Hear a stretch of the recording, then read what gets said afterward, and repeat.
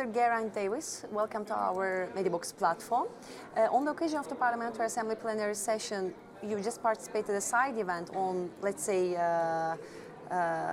on your report prepared by yourself on the Transatlantic Trade and Investment Partnership, let's say TTIP, and its implications for social rights, public health, and the sustainable development. Let's start with the content and the definition, so functioning of the TTIP. What would you like to say about that? In general, a couple of words. Well, TTIP is the proposed EU-US free trade agreement, and that would increase the GDP of Europe and America by something like 0.5%, which is good.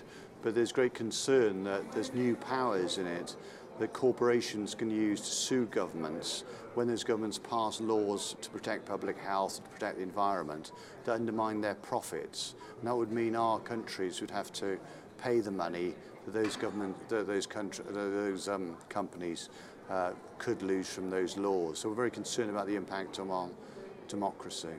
And what's the main objective of your report? Well, what we're hoping is that we all want more trade. We want a better and stronger relationship with the United States, and indeed with Canada, because there's a Canadian one as well. But we want to safeguard the rule of law and human rights, and maybe build up to a situation where this can be a blueprint that in fact embraces our obligations in terms of environment, in terms of Paris Agreement, human rights and the rule of law. But we're concerned at the moment that's not what it looks like. And what do you think? What are your recommendations on that point? And what do you think to have the create a common policies in the member states? Well, the Council for Europe. Yeah. Obviously, we're supposed to be supporting human rights and the rule of law and democracy. But next week in the Council of Ministers, they're likely to agree a provisional agreement for the Canadian EU free trade agreement called CETA. And our worries there is that that will allow these new powers for companies to sue governments who pass laws to protect our environment and public health, if that means those companies lose some profit because of that. So we're minded now to suggest to the EU Council of Ministers that we think they should hold back at least before we've got an assurance that individual countries will be required to ratify that agreement.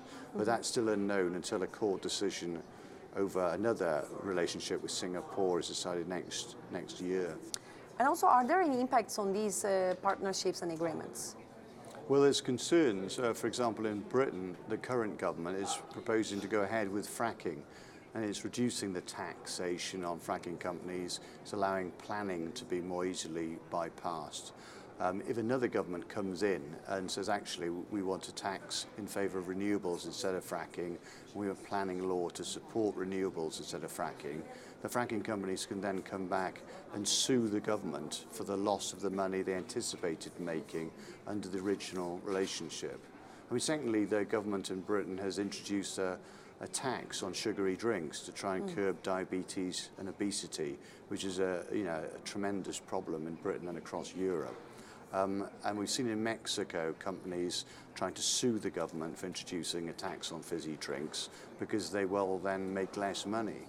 So we can't have a situation where transnational governments are able to coerce and pressurize governments into changing laws or to not introducing those laws if those also protect public health and protect our environment. That's why I want to stop, and that's why we want the EU Council next Tuesday to pause and not agree the provisional agreement on the Canadian Free Trade Agreement that would give these powers to companies so that US subsidiaries could use the Canadian relationship as a Trojan horse to sue European countries.